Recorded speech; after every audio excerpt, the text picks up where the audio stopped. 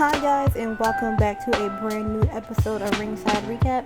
I am your host, Ninja the Ninja, and let's get started with a brand new week of wrestling, starting with Monday Night Raw.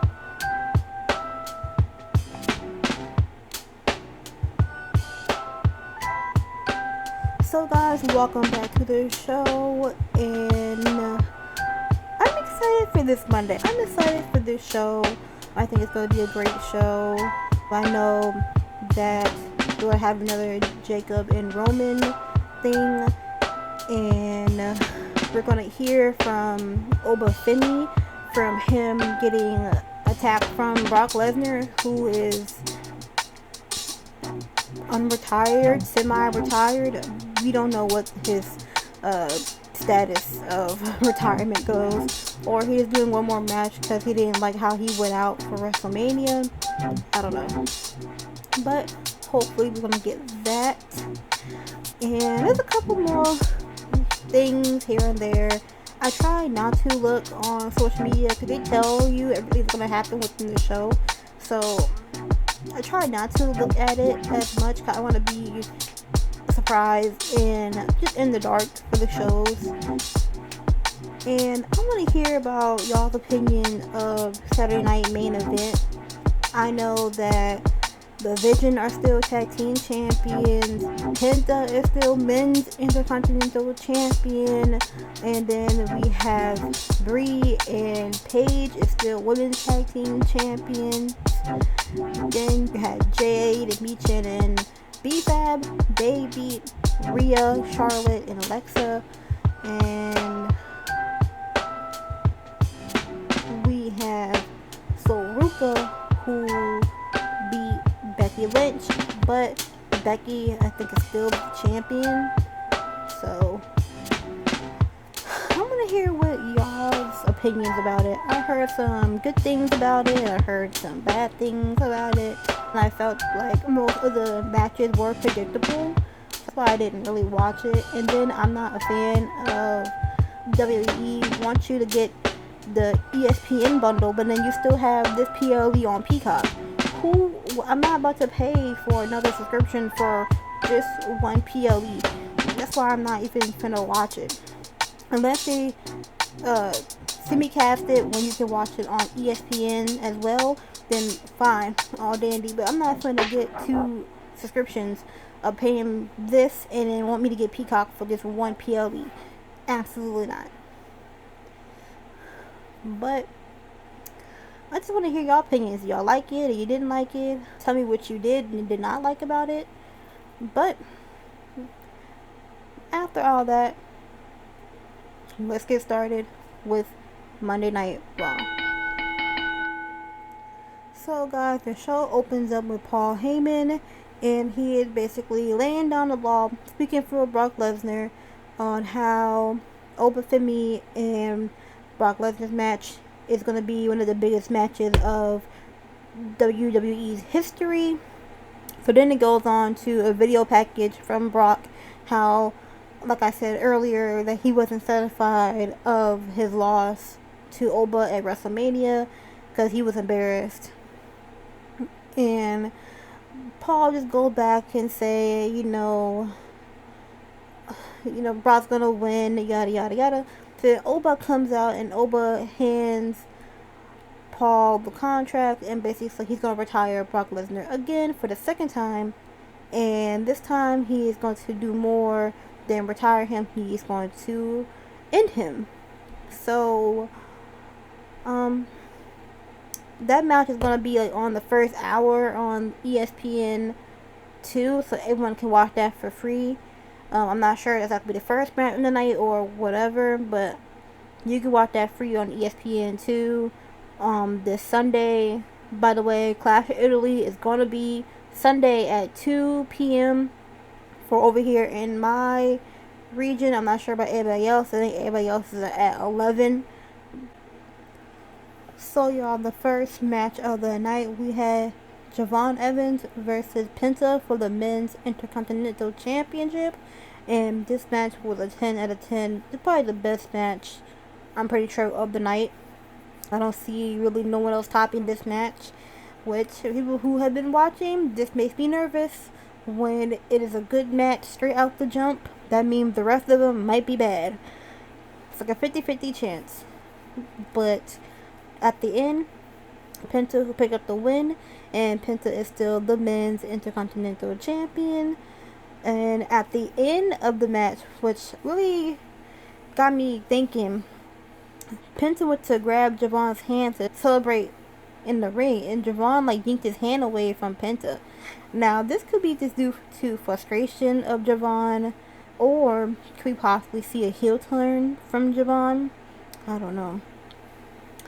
So then it jumps to Paul Heyman looking at Obafemi and Brock's contract, and Austin Theory comes out, and he basically just trying to hand Paul the tag team championship, because people who don't know, Logan Paul has torn his bicep during Saturday's PLE. So Austin was like, well, since I don't have Logan, I guess we're not the champions anymore. And Paul's like, you have Braun Breaker. So y'all two are now going to be the new tag team for the Vision.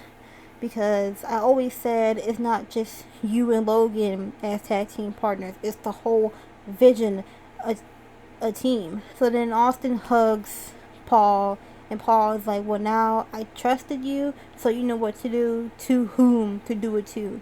So I'm going to assume they're talking about Steph.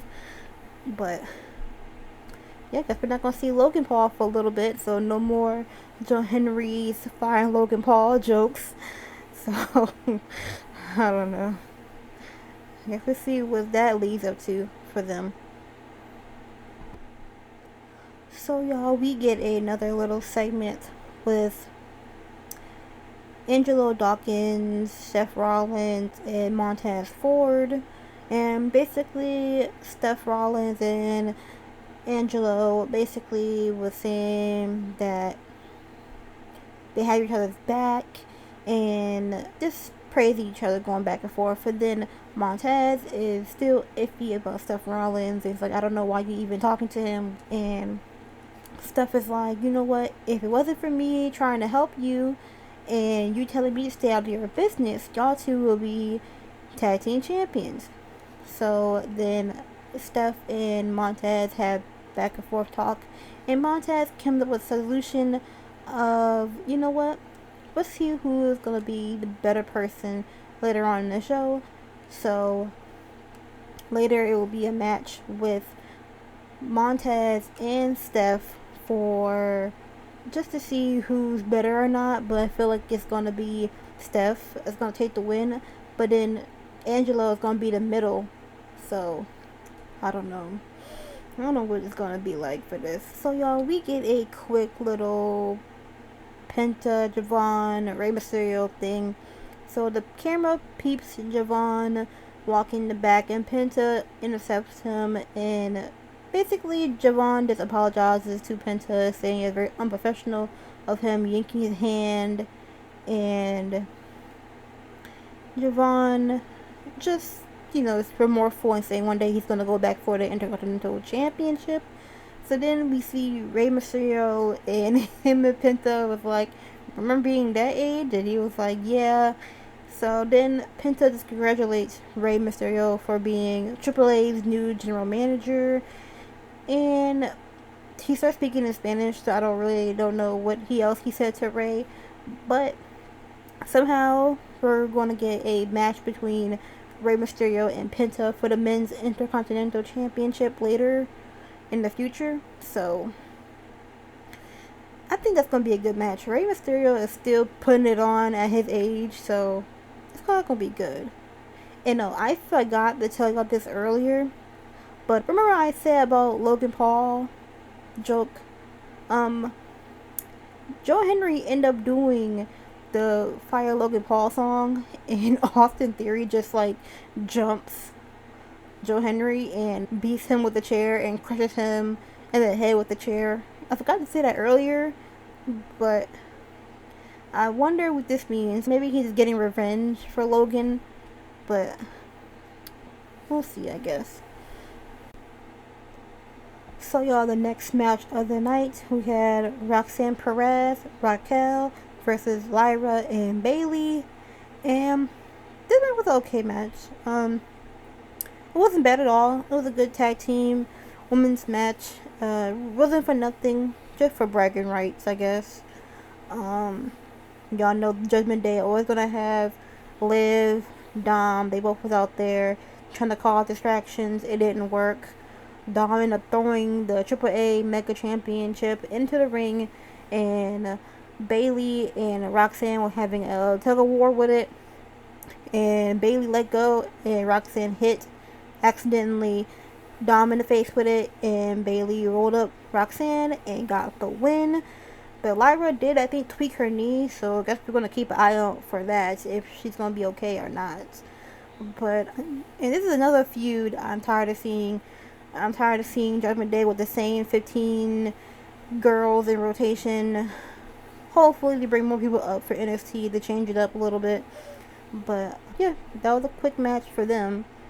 So y'all, we get a quick little segment between Roman and GM Adam Pearce, and basically the two was talking about the tribal combat contract signing that is going to happen later on.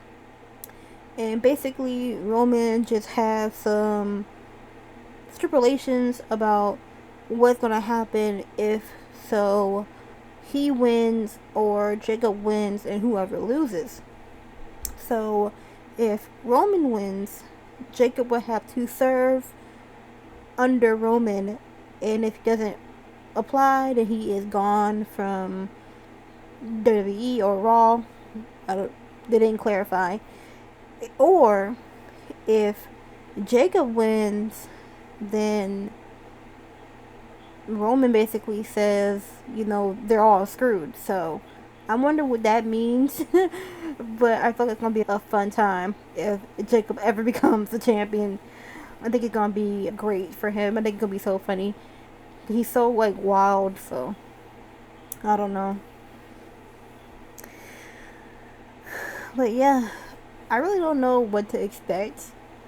I can't really see Jacob winning this Sunday, but I can't see Roman winning neither. I feel like it's a type of gray area somewhere between them. I don't know.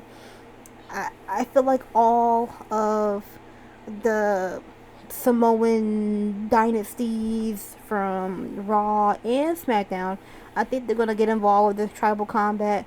This isn't the first tribal combat that they have had in WWE, so I'm excited for that match. I hope it's gonna be a good match. I really do. Hopefully better than the last one they had. So y'all, the next little segment we have of the show, we had LA Knight coming to the ring and basically giving his thanks to all the veterans, because today is Memorial Day, and I also want to give my thanks to all the veterans who served, still serving, and defended the country. But he goes on for that, and he basically said after there's PLE, there's going to be a king and queen tournament. So he's basically declaring himself in, and if he wins, he said he's going for Roman for the championship. And then Jimmy Uso comes out and basically, I think, try to warn LA Knight to don't do it, and they go on back and forth. Jay was not there. I don't know where Jay was, but Jay, I guess, wasn't here tonight, or you might see him later. He probably gonna pop up later. But them two have a back and forth, and basically LA Knight is calling Jimmy Roman's errand boy again, and how them plus Roman always jump people 301 or just any way possible, and they're not gonna do that to him. So basically Jimmy warned LA Knight to stay out of family business, and if you get in our family business, then our business would be your business. And LA Knight basically said, I'm all for that. If that happens, I'll be ready. And that was the end for that. So then it jumps to GM Adam Pearce and Rey Mysterio again talking about the potential Intercontinental Championship between Rey and Penta. So then Ethan Page comes around and basically gets mad at the fact that them two GM managers now are trying to come up with a match for Rey Mysterio, and then he calls in Rusev, and Ethan basically tells Rusev that Rey is jumping the line against him and basically just instigating. So then Adam Pearce came with the idea that Rey and Rusev are going to have a match later during the show to see who truly earns the shot for the men's Intercontinental Championship against Penta. So hopefully that's a good match too later. So y'all, the next match of the night was Seth Rollins versus Montez Ford. And this was a good match. This is probably the second match of the night in my opinion. Great back and forth between Steph and Montez.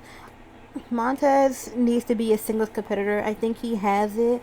Maybe this feud will help them break up for Montez to become a singles competitor. I think he has it. I think he just needs to get away from Angelo, and I think he will be a great star.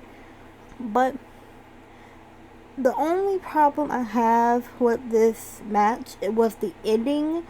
Steph curb stomped Montez, and instead of him going for like a regular pin, he kind of just threw his hand on top of Montez, and it wasn't like in a pinning style.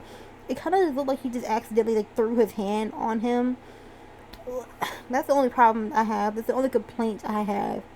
But Steph did pick up the win, and at the end, Austin Theory once again attacking another person. He attacked Angelo and smashed his head with a chair. So Austin Theory is just going on a revenge tour apparently on anybody and everybody that is in the storyline with the Vision. So after the match, we get a quick little segment with GM Adam Pearce, Montez, and Seth Rollins, and they basically are trying to figure out if Angelo is okay from getting attacked from Austin Theory, and both Montez and Steph come to their senses and realize that they really do need to work together to stop the Vision, the rest of the Vision that is left, and handle this. So Steph tells GM Adam Pearce that he wants Braun Breaker again, and he basically is going to cut the head off from the snake. So I guess we're going to get another match between them two, or it's going to be a tag team with Steph and Montez with Braun and Austin. That's probably a possibility. So then it jumps to Becky Lynch, and Kathy is basically, getting her opinion on Sol Ruka, because Sol Ruka was another person who got injured at Saturday's PLE, and basically Becky is just saying how Sol hasn't got a clean win, and she's a better wrestler than Sol, and hopefully she'll be okay to do Clash at Italy, and which is this Sunday. So I don't know how bad the injury is. No one has said nothing yet about it. So I really don't know who can be her replacement other than probably AJ. I think AJ will come back for this little time being if Sol can't make it. But that's going on with that. So y'all, the next match of the night, we had Rey Mysterio versus Rusev, and this was a okay match. I liked it a little bit. You kind of already knew Rey was going to win this match from the very beginning, but all in all, it was a decent match. Ethan Page was out there. He was at the commentary table talking trash about Rey, Then Rey Mysterio ended up picking up the win against Rusev, and Ethan did not like that, and he tried to jump Rey.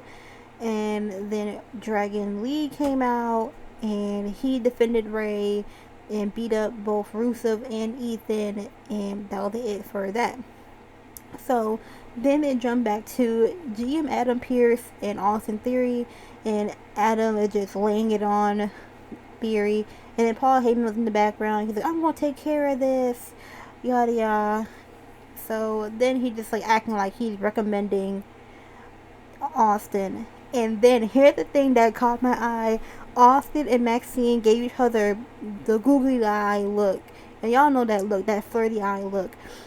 So I called this last week. Them two are gonna be in a tag together, or possibly Maxine could be the new woman of the Vision and gonna leave Otis and Tozawa. But I am excited to see that. I think that's gonna be really good for Maxine. I don't know. I really don't know. Okay, y'all, so the last segment of the night was Roman Reigns and Jacob Fatu's contract signing. So it opens up with GM Adam Pearce in the middle of the ring. Jacob comes out first, and he signs the contract, and then throws everything outside of the ring, the table, the chairs. So then Roman comes through, and Roman does his acknowledge me to the crowd, and he's like, "You hear that, Jacob? They acknowledge me. They love me. I'm their tribal chief." And just goes off the whole spiel, something that we already heard from him over and over. So I'm not even gonna go in depth with what he said, but basically just saying that he's the head of the table. So that means if Jacob does win, you will be the new head of the table, and you will be the new tribal chief. So I feel like this is Roman once again warning Jacob that you're not ready for this spot.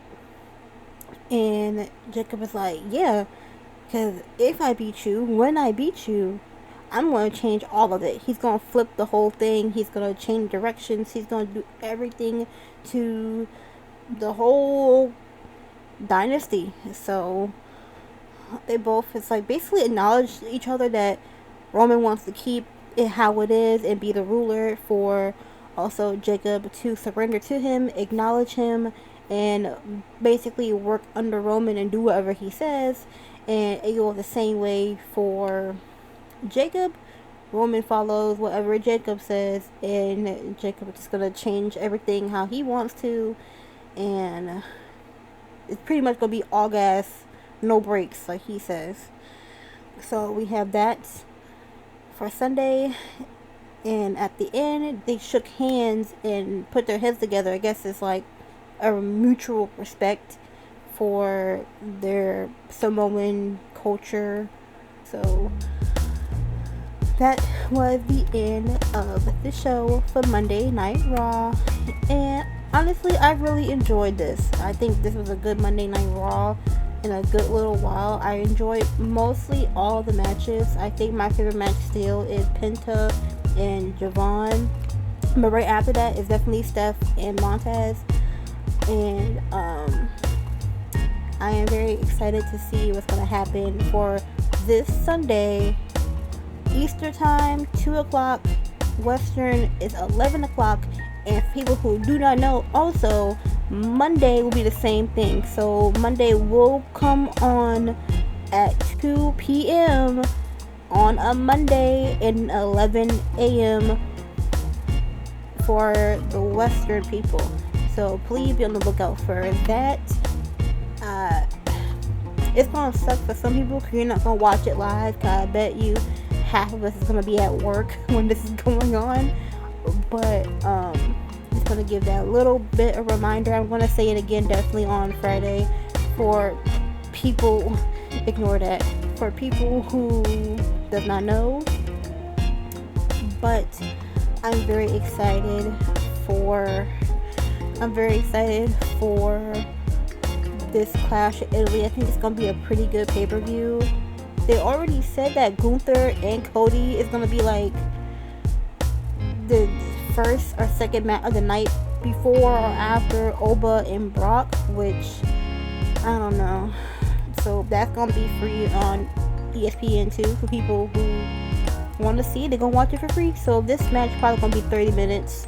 That's what they normally do. First match about 30-25, and then they have a long commercial break, and then it's gonna be the next 20 to 30 minutes over there. So this will be a good pay-per-view, I hope. And I will give my predictions or who I think is going to win on Friday. But after all that, I want to say thank y'all for watching the show. Thank you for showing me support. Thank you for liking, commenting, just viewing in general. I really appreciate it, and hopefully we can continue with this channel flourish and hopefully build a community where everybody can say their opinions. But be sure to love one another, be blessed, and mental health matters. Bye.